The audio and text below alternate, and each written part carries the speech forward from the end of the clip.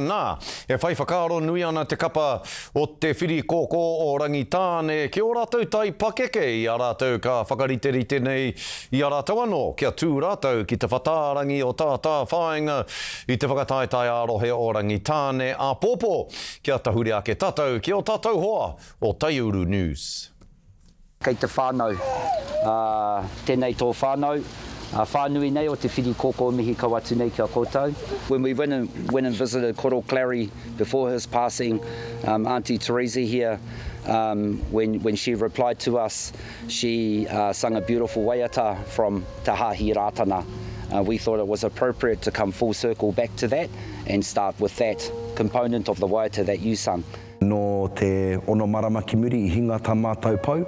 No reira, koinei te wā kia whāriki I tērā o ngā mate ki mua I te aroaro. Tā kirikiri nei ngā tau wharewharenga o te ngākau. No mātou te maringa nui kia tuku I tērā waiata ki mua I tōna whānau. Heoi I tino rongo a roto I te pauri, I te mamai. I te timatanga o tēnei kapa I reira Koro Clary e tunu kai ana.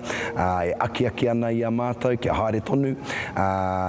Kuia hoki tētahi o ngā kai tohu o te kapa I ngā rā mua. E noho ia ki mua I a mātou, ki te ki me pēnei, me pērā. No mātou te maringa nui I reira tērā hunga kaumātua kia arahi a mātou I roto I te tika I te pono. Nā reira e tino moke ana te whare I tōna korenga. Kua hoki ora mai ngā kaihaka, kei te hia kai tonu rātou, ko te painga ki atu tērā. Do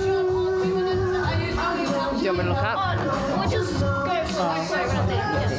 Ka hoki aku mahara, rua te koutou ki muri, kare pēnei, te āhua I tēnei rā, kua rereke, kua kaha tātou nei tamariki te whai, nei reira he oranga no I nei rā.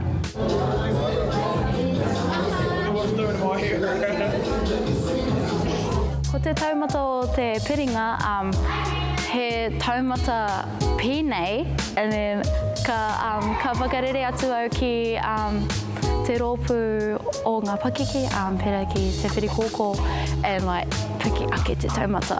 Engari kua tau, he tino tau te wairua o konei, ka runga hau te aroha, te whanaungatanga, te whānau anō hoki, miharo tēnei kaupapa.